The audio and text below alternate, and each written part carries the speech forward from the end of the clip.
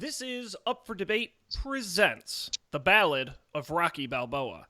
Tonight, episode number 178, recorded April 30th, 2020. Chapter 1, Rocky. Hello, everybody, and welcome to this episode of Up for Debate presents. I am Sean Jennings, joined as always by a man who does all of his workouts in the meat locker. It is Matt Mariani. Hello, Matt. Yo, hey, yo.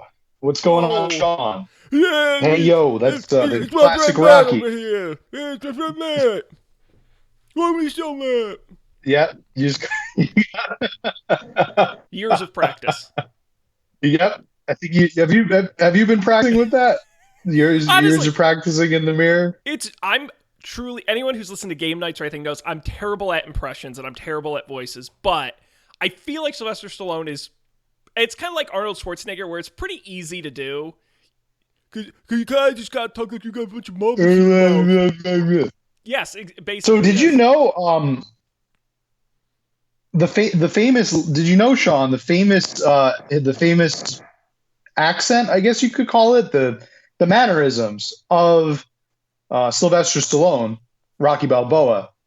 You know where they came from? Do you know why he talks like that? Yes, because he's originally from New Zealand. Most people don't know that. Oh, not quite, not quite. Sorry, Um, couldn't resist. Actually, it's according to the story, according to his biography, when Sylvester Stallone was born, he had to, I guess, had the procedure of him being born. I don't know how to say it. I guess was a little complicated.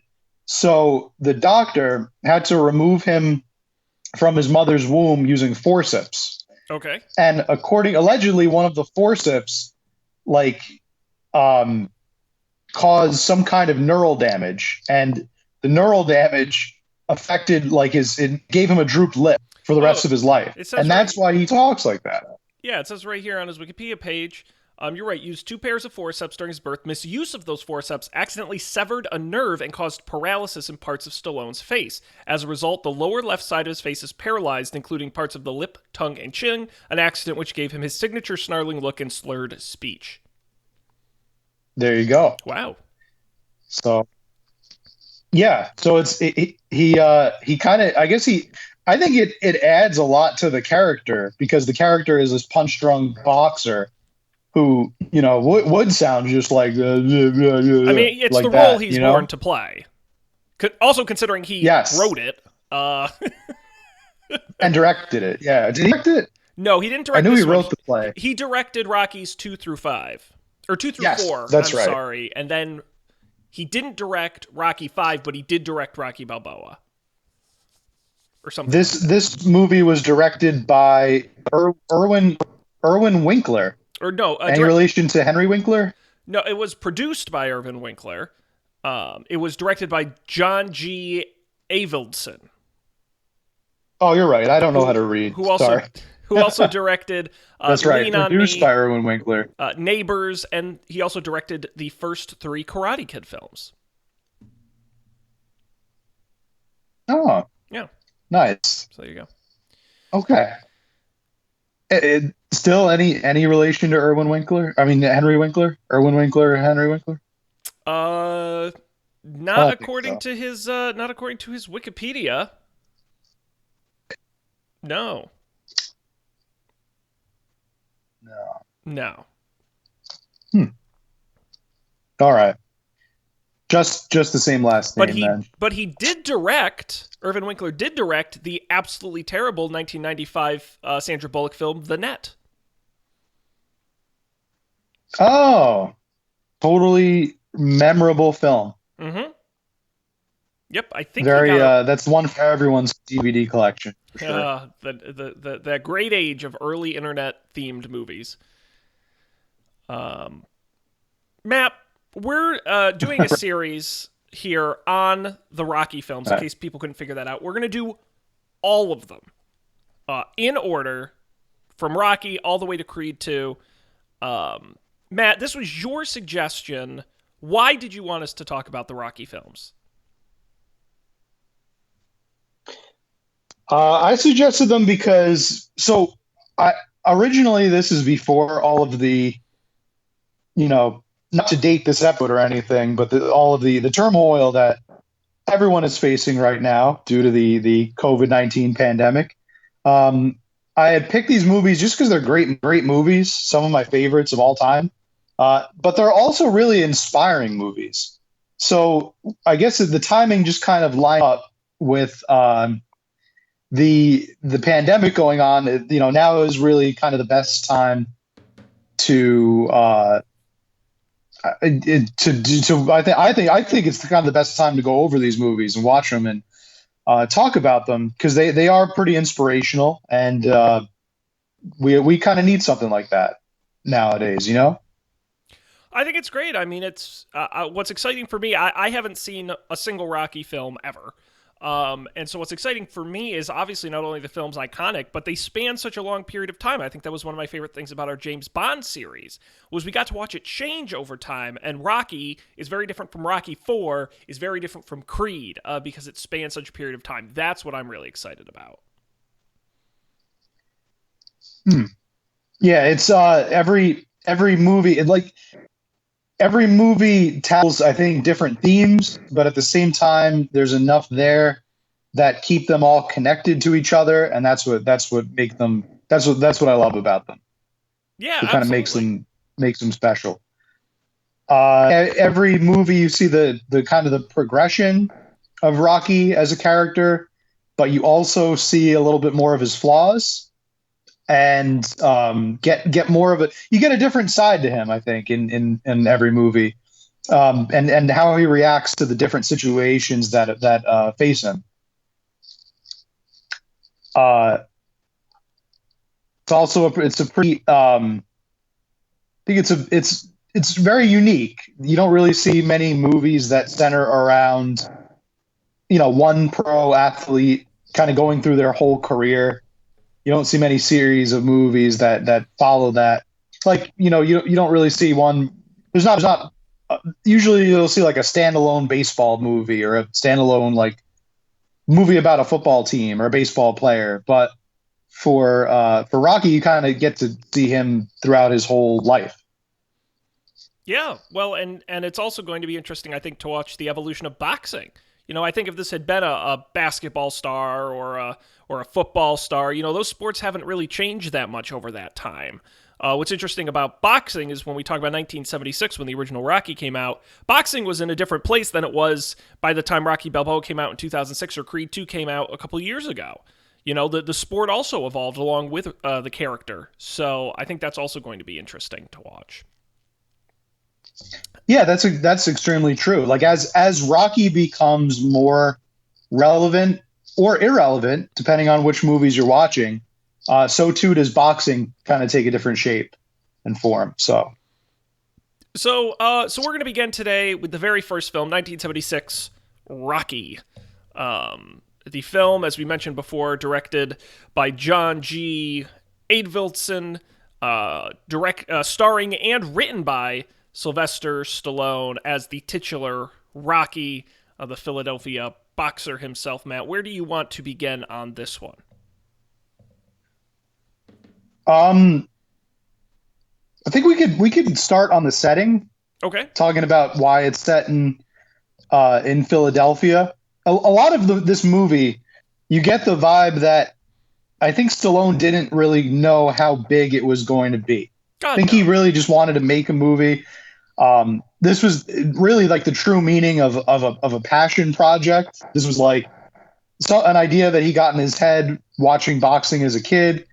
Uh, and I think that choosing Philadelphia as a city uh, kind of reflects that. He didn't set this in Miami or San Francisco or L.A. You would probably expect L.A., especially for like a big, if a big high grossing blockbuster movie, especially coming out at this time, 1976. But no, he sets it in the city of Philadelphia, and a lot of that had to do with Stallone himself, right? And his own experience growing up in Philadelphia, Mm-hmm. or rather in New York City, nearby Philadelphia. Reason he didn't pick New York City, I think I read somewhere that he wanted it to be uh, he wanted if he saw Philadelphia as kind of like an underdog city, underdog to New York, underdog to Boston, like it was kind of its own like rugged city. I think another reason, Sean, is I mean, the more practical reason here is probably just that it was cheaper to film there. You correct me if I'm wrong, Yeah, but no, 100%. I mean, the overall budget for the film was $1 million, which is really nothing, pennies, for a movie like this. That's why it is such a simple. It's not a particularly crazy stunt movie or crazy shot movie. It's a pretty simple movie in a lot of filmmaking respects. That's partly why.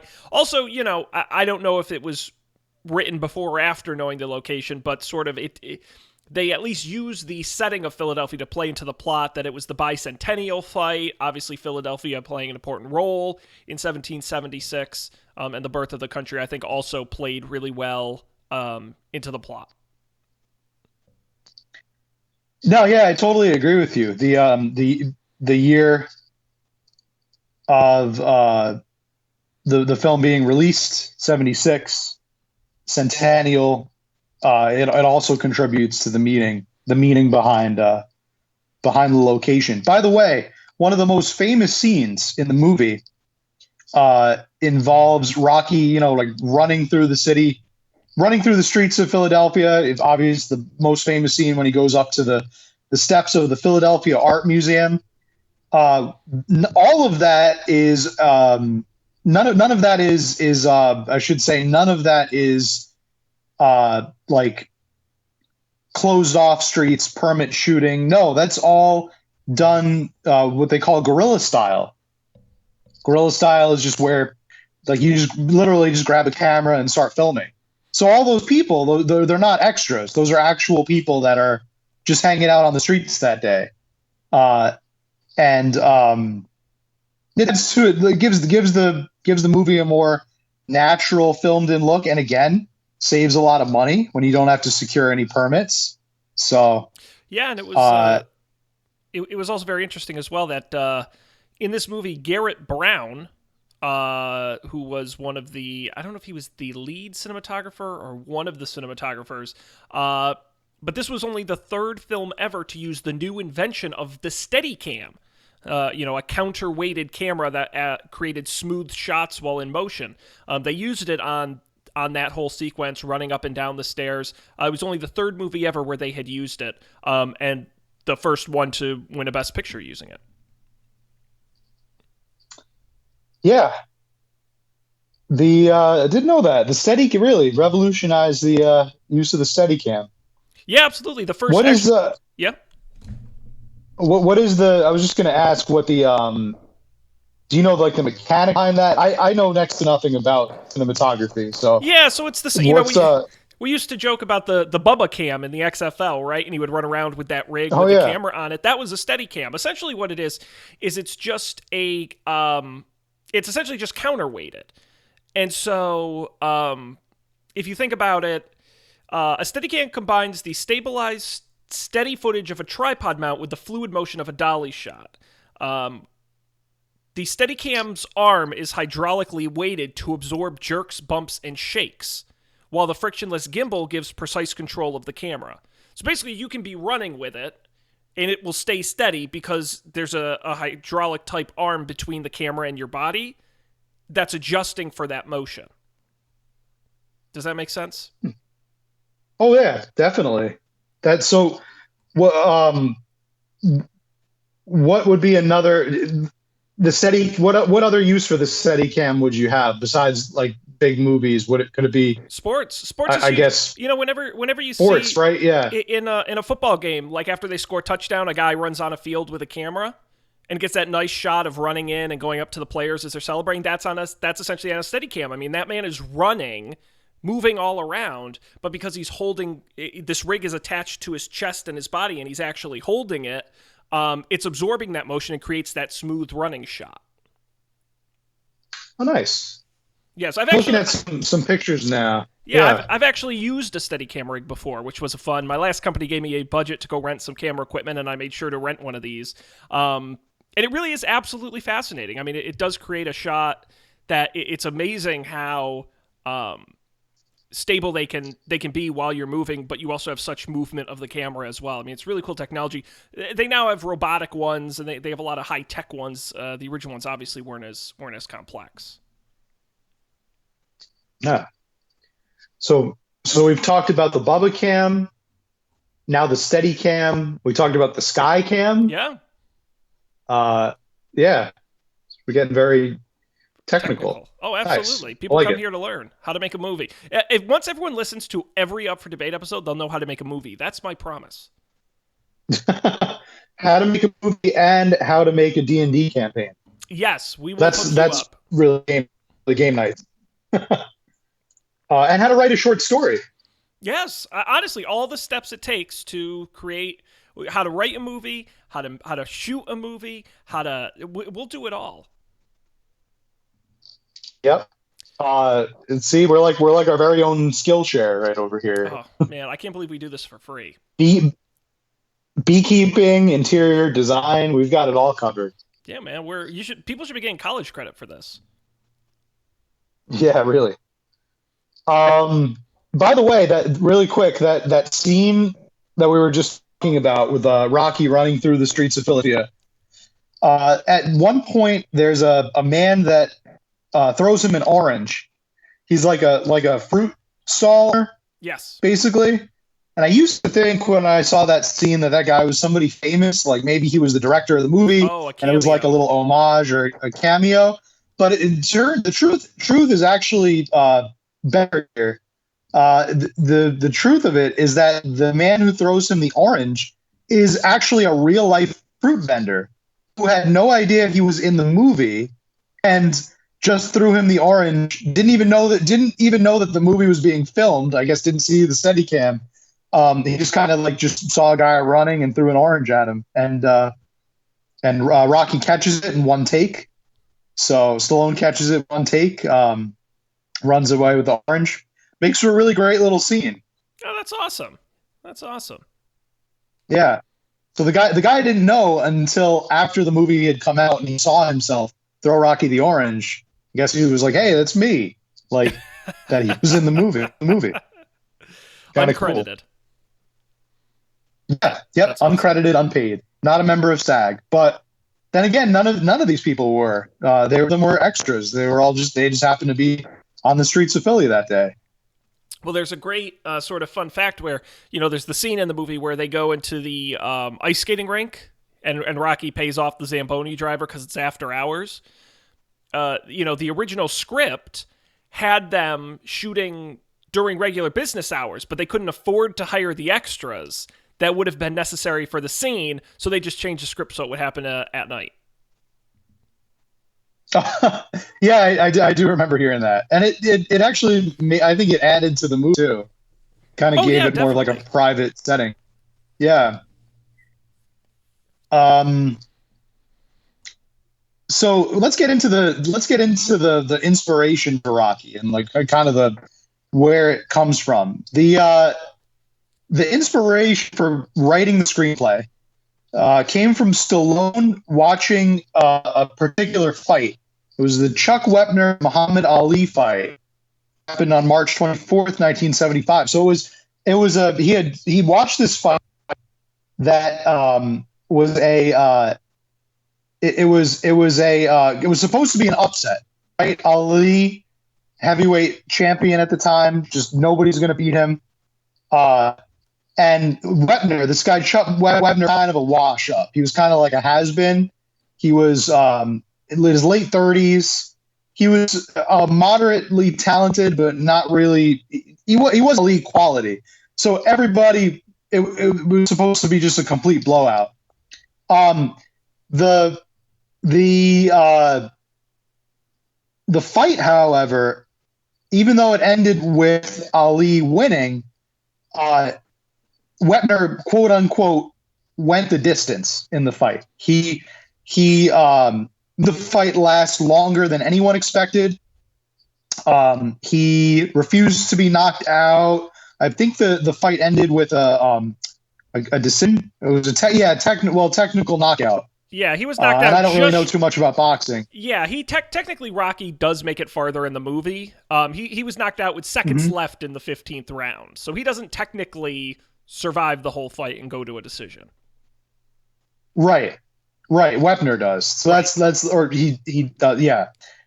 So that was the inspiration. Him going the distance, I guess, was the inspiration for Rocky. You know, Rocky standing in for Wepner, and Apollo Creed standing in for Ali in this case, which makes sense because Apollo Creed is all famous and everybody knows Apollo Creed. He's like the most famous boxer in uh, the whole business. I guess the only difference here is that Stallone is kind of like an upstart, or I should say, Rocky is kind of like an upstart in the movie. He's rookie, like no name.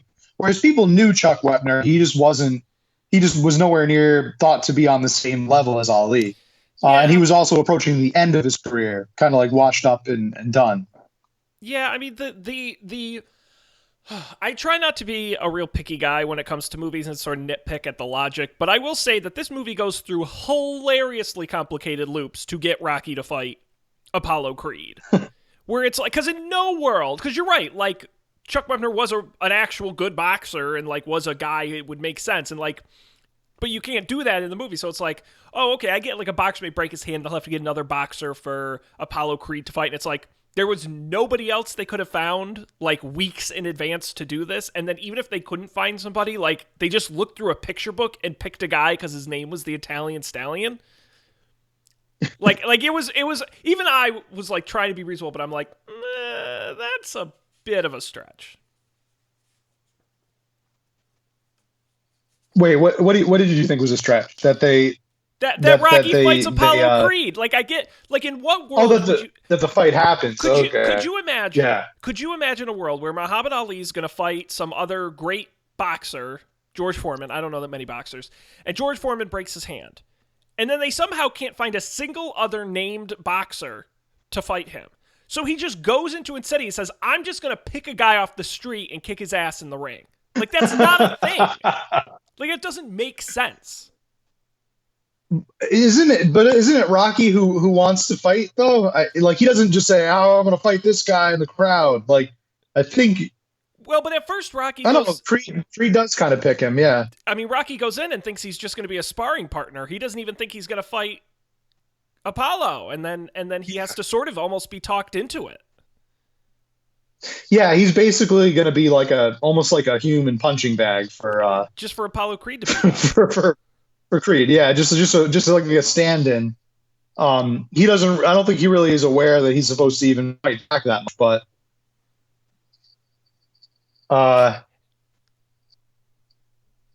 I just got very distracted because apparently Wikipedia has its own Wikipedia page for "Go the Distance." The phrase "Go the Distance" has its own Wikipedia page, a long Wikipedia page too, very long one. For says the distance in boxing refers to the full number of rounds in a match. It is frequently used in the expression "going the distance," which means fighting a full bout without being knocked out. Interesting. Okay. So I didn't know that was an official term. I thought that okay, and then we get into the Queensberry rules of boxing and okay. It's a whole another podcast there. But we are not boxing experts. Not yet we're not, Sean. Ooh. But you know what? This quarantine lasts a long time. We can become experts in a lot of things. Do you think this series ends at home? Do you think this series ends with us boxing against each other? I think the series ends with us kind of in the ring, and I picture like you're like, all right, Matt, you want to do this, and I'm like, just ring the bell, and then you're like, you sure? And I'll say, Sean, just ring the bell, and then you'll go, all right, ding ding, and then we'll both like pull fists back like we're about to punch, and then camera will freeze, and all of a sudden we'll be graffiti on a wall of Philadelphia while Eye of the Tiger plays. I would love nothing more. I would love nothing. Did you get more. that reference, Sean? Did you make it? Did you make it to Rocky 3 yet? No, but no, I've only watched the first one so far, Okay. but that is one of those like generic pop culture things that has just been referenced in so much stuff that I understood it. That's what's fun about watching these Gotcha. movies that have been so popular for so long, where it's like even I knew like Adrian, like even I knew what that was without having seen the movie. And I was like, okay, so it's all starting to, the montage and all that kind of stuff. Just everyone knows, even not having seen the movie. Yeah, there's a lot of cultural references here. Rocky punching the meat.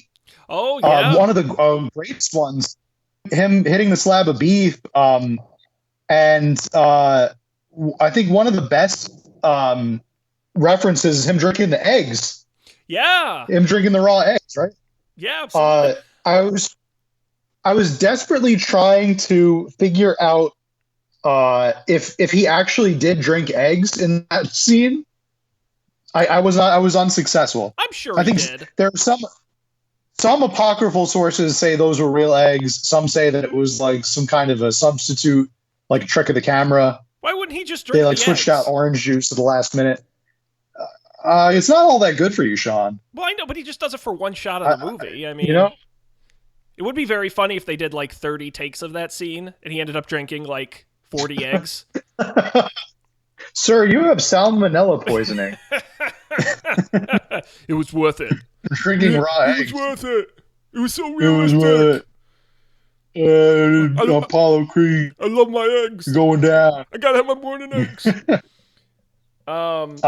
Yes, according to Slate.com, raw eggs can house an egg-borne bacterium, which can cause chills, diarrhea, muscle weakness, and dehydration.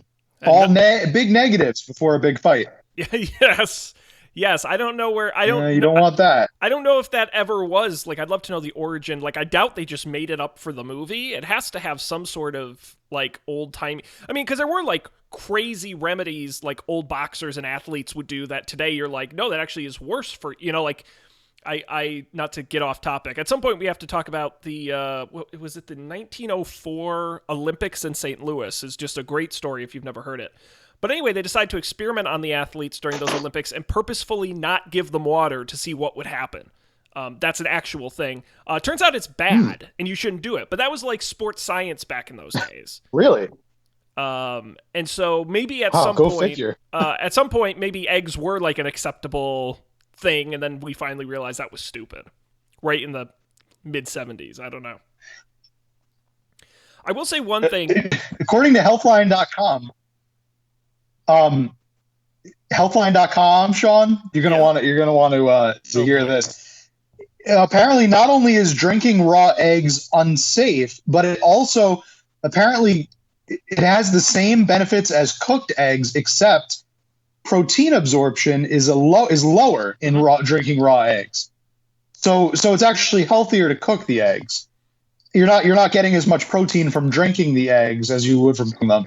And for a boxer, I think the whole point there is getting the protein. Rocky doesn't have nutrients. Time. He doesn't have time. Matt, he's running out down the mean streets of Philadelphia. He doesn't have time to cook the eggs. No time. The big fights. Yeah, I think it's exactly what you said. It's got to be like some kind of old timey folk wisdom.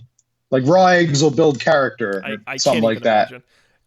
You did mention one thing that I briefly want to circle back on, which is the meat locker.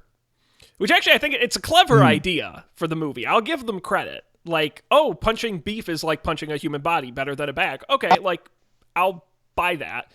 But I loved the scene where the news reporter is shooting in the meat locker, and all I could think of in my head was, could you imagine sitting at home and you're watching the local news, you're just an average Joe watching the local news, and all of a sudden there's a report in a meat locker with this burly guy, you can't understand what he's saying, punching on a bunch of dead beef. It was very strange. That was like, I get why because of the movie, but I was just thinking like in the real world, this interview would be like viral today because it just wouldn't make any sense at all. Just be like, sir, can we help you? What are you doing here? Why? What? And then and then the butcher runs in. My beef. What are you doing? You can't. Your hands. Get out of here. You might have coronavirus. I'm tenderizing the beef. Tenderizing the beef. Big leg and nice, easy digest. Eat it with my raw eggs. Yeah, raw beef and raw eggs, and Rocky is dead by the end of the movie. Yeah, yeah. The scene where he's supposed to run through Philadelphia, they just have like wide angle camera shots of like the different parts of the city he's supposed to run through. And then the final shot is the boxing ring with Apollo Creed standing there with his arms raised. And on the Jumbotron, it just says Rocky Balboa in memoriam. Died of salmonella poisoning. It's like he was supposed to fight here today, but he died of bacterial poisoning. Yeah. He got an amoeba from eating raw beef and raw eggs. Meanwhile, Burgess Meredith is just like, I shouldn't have had him eat those. I can't do his great yelling impression, but I shouldn't have had him eat those eggs. Yeah. Bad advice. Oh, like. God, this movie. Oh man, can we talk about how great? Yeah, the great accents. Great movie for accents, but. We got to talk about how great Burgess Meredith is in this movie. Incredible. Phenomenal. I wrote in my notes, this phenomenal role for him. This movie has great shouting. Like, I loved all the shouting in this movie, because everyone shouts in the movie. Stallone is great at shouting. And yeah, Burgess Meredith, man, not like, again, one of those things I knew about Rocky before going into it was like this character, he's been parodied before and stuff just because he's so over the top. He's not even in the movie that much, to be honest. And I wish there was almost more of him, because it is so funny the way he talks and what he says. These characters are extremely important in the Rocky movies. The Rocky franchise has they introduce a lot of great side characters that I think you'll see as you watch every movie has its own unique team of friends of Rocky, of allies of Rocky, of some really great nemesis of Rocky, nemesis of Rocky. Mm-hmm.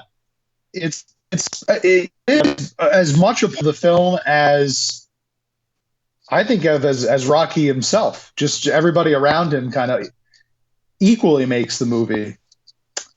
It is. I will say I have to be honest here.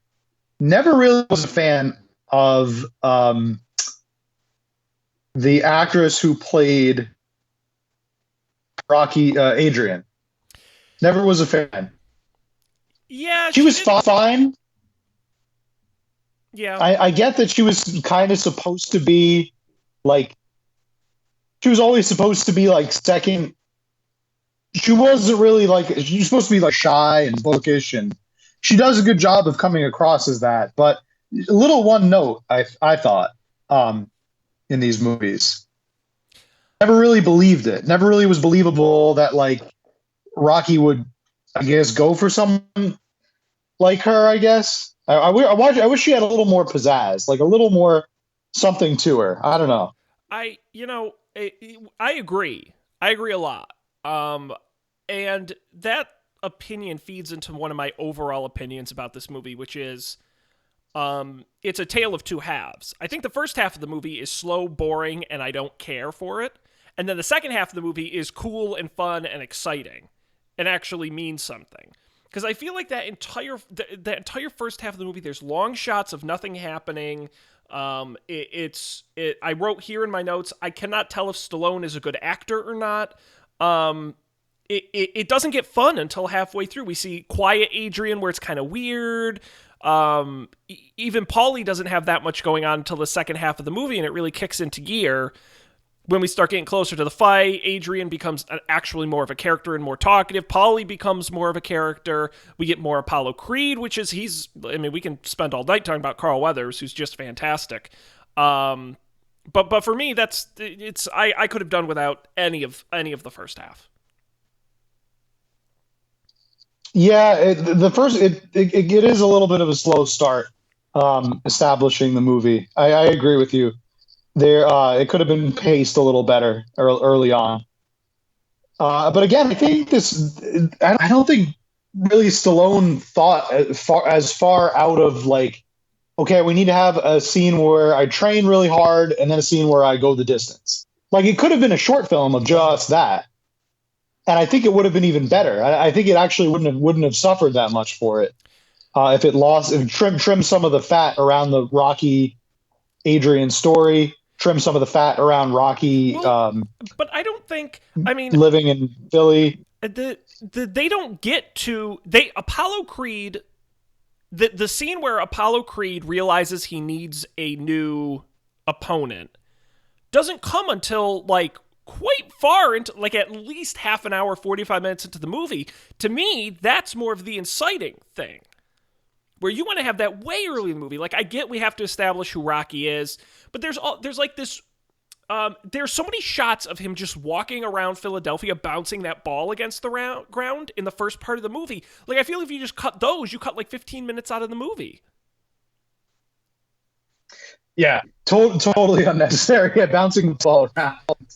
Or Just remembered that whole part. well, and there's that other Uh, weird scene where he goes where it's the kids in front of the liquor store and he walks the young girl home.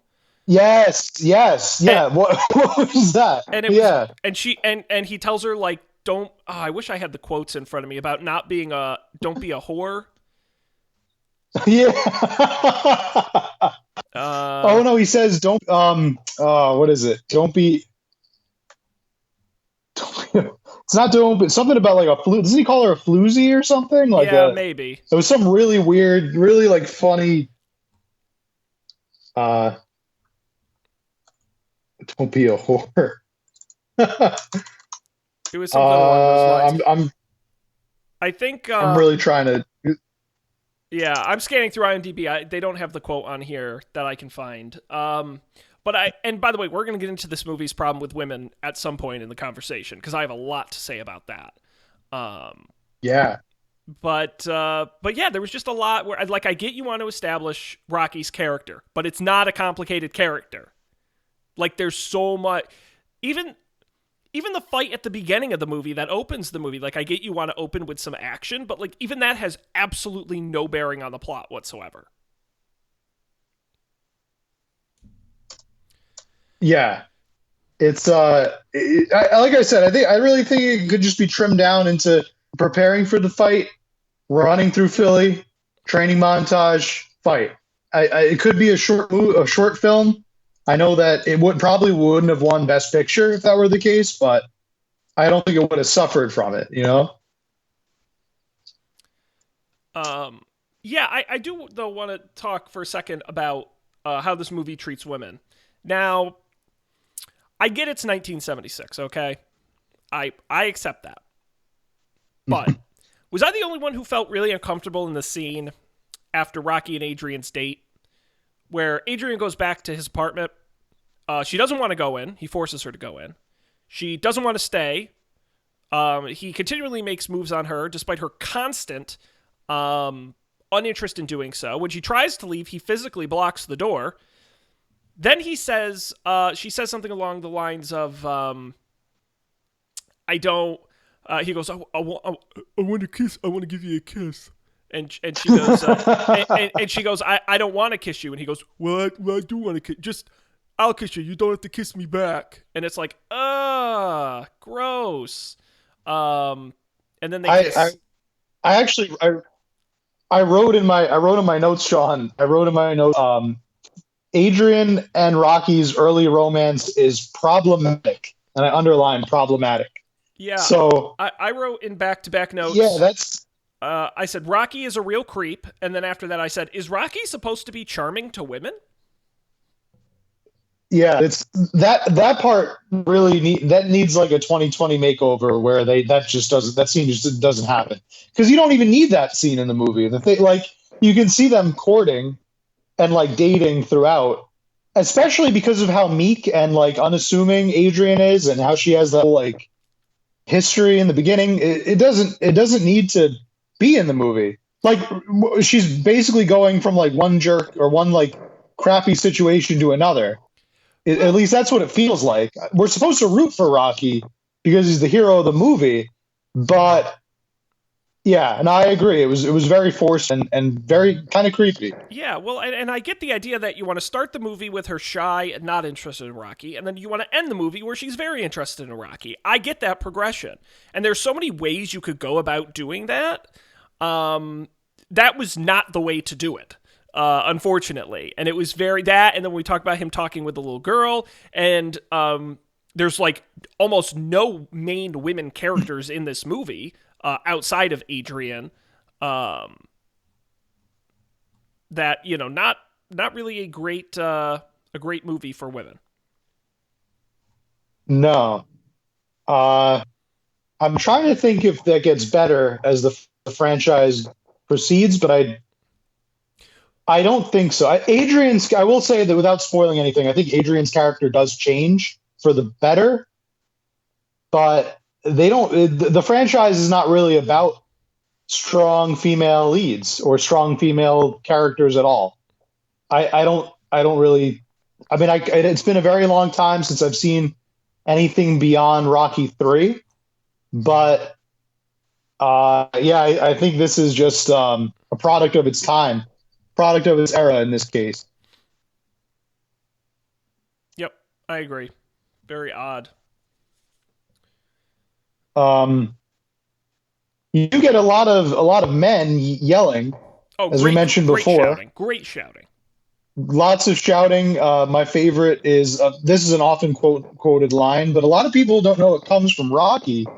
Um, I think it's when I think it's actually it might actually be when Rocky's beating on the meat when he's pounding the meat in the locker. Uh, and Mickey is coaching him, Burgess Meredith, and he goes, "You're gonna eat lightning and crap there."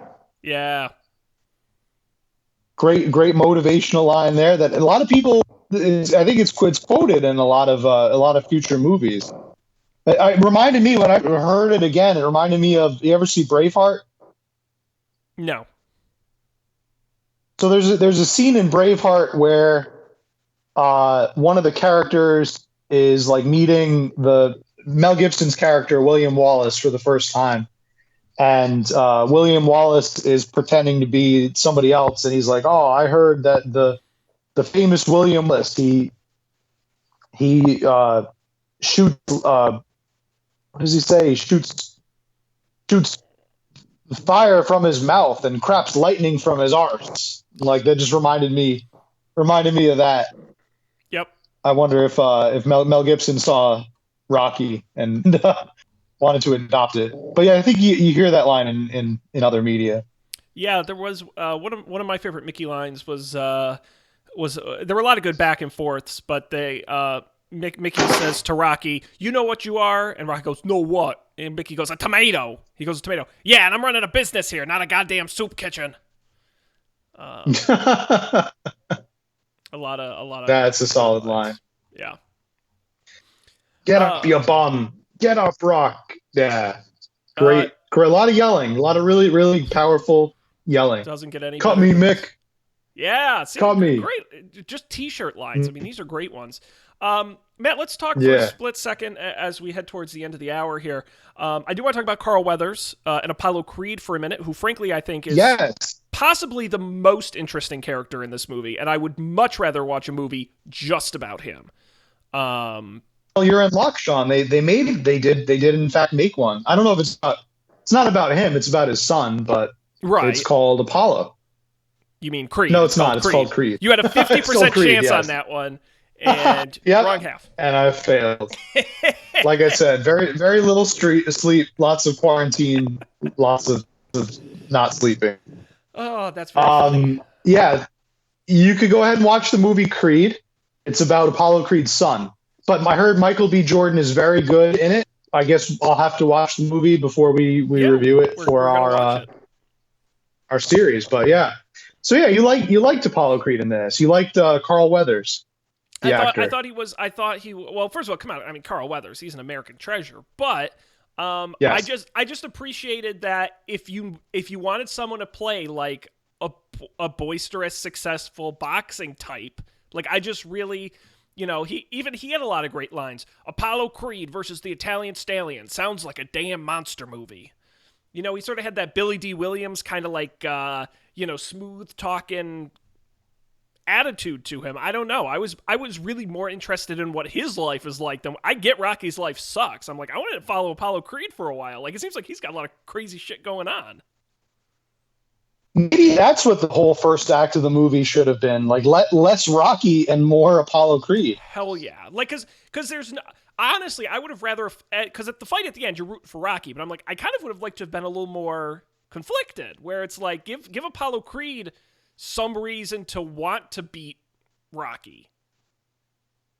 I don't know. I want. Oh, this was my other. Yeah, because I think then what you would have people watching the movie in the theaters, like kind of who don't know the ending, kind of treating it like a real boxing match almost. Like half the audience is rooting for Rocky. He's an upstart rookie, and going like David versus Goliath, and then give them the opportunity to actually root for Apollo Creed too. The other half of the audience rooting for Apollo Creed, and I think then you'll have a much more compelling ending for the movie, because we all knew Rocky was going to succeed somehow. You don't make that movie and then Rocky gets in the ring and then gets his ass kicked and gets knocked out in the first round. Like, we knew that wasn't going to happen. The go the distance part, I mean, I guess many people probably, when it came out, probably expected that Rocky was going to win, but the go the distance part is the surprise. You don't think he's going to get knocked out in the first round. Come on. Right. Like, we didn't watch this whole movie just to watch that, but give it a little more suspense. I think it would be a little more suspenseful if you had some kind of an investment in Apollo Creed as a character. Absolutely. I agree. Best line I thought from Apollo Creed, I liked it when he said at the end of the movie when he goes, "Ain't gonna be no match." Yeah. And Rocky says, "Don't want one." Don't want one. But you know what, Sean? They get a rematch. Spoiler alert. We'll find out next week. Matt, I want to talk about the fight at the end of the movie. Obviously, the big climax. I thought the fight was exceptionally well shot. I mean, it was just a great thing to watch. I feel like boxing is a sport that can be tough to shoot because it's open on all sides. It's very close and intimate between two people, so you can't really get in there too much. And I enjoyed it. I mean, no, it's the sweet science. Right? The sweet science, they call it. That's exactly right. And I think, for me, that was by far the highlight of the movie, was the fight scene. If that were just a short film, I would have been very happy. Yeah, I never realized it before watching it, like doing this rewatch. It could have benefited from trimming that whole first part of the movie out. Like you said, it is kind of boring in places, and it's kind of weird in other places and uncomfortable, especially Rocky and his idea of courtship towards Adrian there. But all's well that ends well. Adrian's there to watch him fight, and Adrian, classic. Where's your hat? Yep, gets all classic. The way to the end. Goes the distance, as they say. He goes the distance, and doesn't die. He looks pretty banged up. Looks pretty bad by the end of it. Not gonna lie, those makeup team did a great job on that. Well, and Carl Weathers looks pretty fucked up by the end of it too. Sure. Yeah, they definitely did a good job making you believe they went the distance. So yeah. I also want to talk briefly about the soundtrack. Oh, hell. I thought the soundtrack was amazing in this movie. I'm sorry, are you talking about Bill Conti's soundtrack? I wrote that in my notes. It's just amazing soundtrack on all caps, because I never realized how good it was. The budget for the movie famously was $25,000. $25,000. That was for everything: composers, musicians, rental time for the studio. Yep. Even the tape it was recorded on, all had to equal or be less than $25,000. $25,000. That's in human language. That's how you say $25,000. So, not $25,000. That's pretty amazing when you think about it. How cheap that is for a soundtrack. I don't know the figures, like what what does the soundtrack in a movie usually go for when you're talking about recording and musicians and all that? I don't have the faintest clue. Yeah, but I would guess it'd be a lot more than 25G. Probably, probably, especially because Like I would guess it'd probably be like at least four times that. yeah. Well, and this is before computers and stuff too. So I mean, everything was actually really recorded for real. Um, and what's great is that of course, the most famous song, "Gonna Fly Now," was landed #1 on the Billboard chart in 1977 and earned an Academy Award nomination for Best Original Song. Yeah, what was Rocky up against? What other movies? Yeah, so we can talk about the Academy Awards for a second here. Rocky, I think. at the 49th Academy Awards in 1977, Rocky won Best Picture. For Best Picture was up against All the President's Men, Bound for Glory, Network, and Taxi Driver. Would I argue 2 to 3 of those movies are better than Rocky? Probably, but I wasn't an Academy voter in that time. John G. Avildsen won Best Director for Rocky. Sylvester Stallone was nominated for Best Actor, lost to Peter Finch. Talia Shire, Adrian, was nominated for Best Actress, lost to Faye Dunaway in Network. Both Burgess Meredith and Burt Young as Polly were both nominated for Best Supporting Actor, but that went to Jason Roberts and All the President's Men. They lost screenplay. Sylvester Stallone's screenplay lost to Network. For some reason, wasn't nominated for Best Original Score, which I don't understand. But like I said, lost to the love theme from A Star Is Born, music by Barbra Streisand for original song, and then did win Best Film Editing. What a hot year for the Oscars. I love the movie Network, by the way. That's one of my all-time favorites. Yeah, fascinating. You've seen Network? I have not seen Network. I don't watch movies, but which I would love to actually at some point because it seems like a movie I'd really enjoy. Very much a Sean Jennings movie. Yeah. If I've ever seen one. Yes. Yeah. But it's fascinating to me that it would win Best Actor, Best Actress, Best Supporting Actress, and Best Screenplay, but would not win Best Picture. Very interesting. Yeah. Final trivia, little bit of trivia of the night, Sean.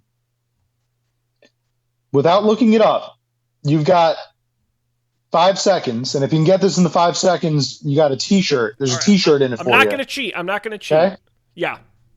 Okay, I'm going to give you 3 seconds now because I hear your fingers at the keyboard. Stop that. You got to know it. You either know it or you don't. I'm on camera. Look, here, I'll keep both my hands in frame. Yeah. What was the name, Sean, of Rocky's dog? 3, 2. I have no idea. 1. I'm gonna guess. I'm gonna you don't get the T-shirt. I'm gonna make up a guess that's a joke. And I'm gonna say it was named Frank after his brother Frank Stallone. Good guess. No, actually, the dog's name is Butkus. That's right. And it's Sylvester Stallone's dog in real life. I did not know that. There you go. Very fun. Yeah, that's his real life dog. Harry, all right, we'll give you one more chance, Sean. You got a chance of redemption here. Okay, ready? Okay. I'll give you five seconds on this one. 5 seconds on this one for the T-shirt. All right, ready? Okay, yep. According to the second edition of the script, what is Rocky's real name? 5, 4, 3, Rockeford. 2, 1. No, it's Robert. His real name is Robert Balboa. Oh. In a unreleased script that never made it to the final version of the film, you learn that his full name is Robert Franco Balboa. Robert Franco Balboa. He's called Rocky as a nickname after the boxer Rocky Marciano. Oh, okay. So there you go. Oh. Rocky Marciano is a real boxer. I think he's the inspiration for, I want to say Raging Bull. I think that with De Niro. I think Rocky Marciano was the inspiration for him, but Rocky Balboa is also named after him. Sean, have you ever had a Balboa sandwich? I have not. What's on a Balboa sandwich? Oh, you got to try it. Raw eggs. You know, raw eggs and raw beef, and the blood of the innocent. No, it's it's good. I'm trying to find it now, and internet doesn't want to cooperate with me. It's like a deli sandwich. I think I've had it in many a deli in my time. Uh, it's a Philadelphia staple, is what it is. Okay. Oh, here we go. Okay, it's basically a Philly cheesesteak on a roll, I think. Well, what does a Philly cheesesteak normally come in if it's not a roll? It's a shaved roast beef sandwich with melted Swiss cheese served on toasted garlic bread.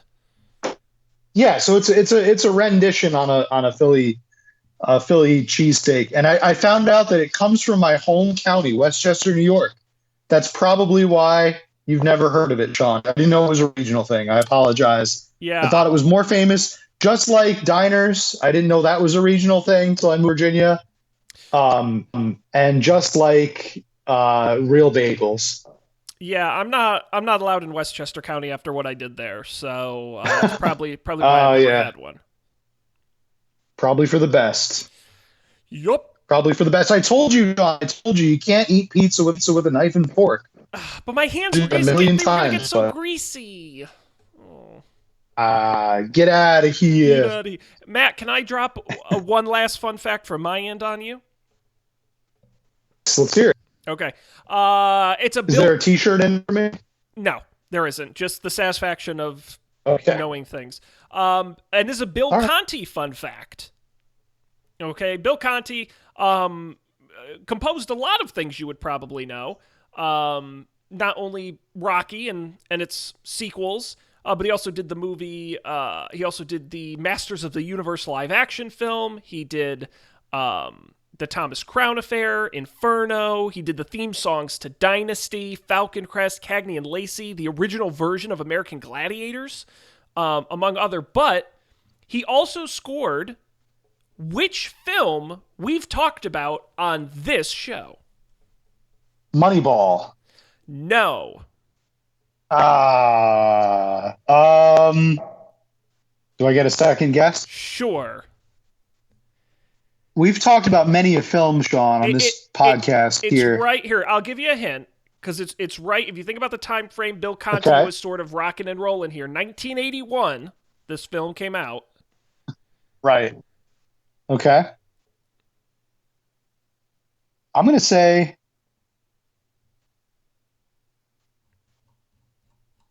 I mean, this was around the time of Star Wars, but it obviously wasn't that. It's John Williams. I know that. I know I don't know many things, but I know that John Williams did Star Wars, not Bill Conti. Sean, I'm at a loss here. Oh well, that would I'm at a loss. I could take more time. It's a but great, what movie? Give me the movie. It's a great get. Not only did he score the movie, he also wrote the theme song, sung by Sheena Easton. A song that was later nominated for both an Academy Award and the Golden Globe. Still not helping you? It was Sean, we never talked about. It was For Your Eyes Only. I wasn't thinking Bond at all. I don't. It could not have been further from my mind. I was like, what other like late 70s movies did we watch besides?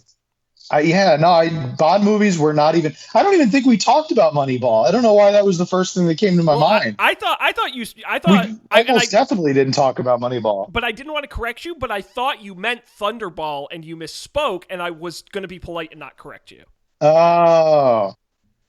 I wish I hadn't said anything, because that's a lot smarter than I just read.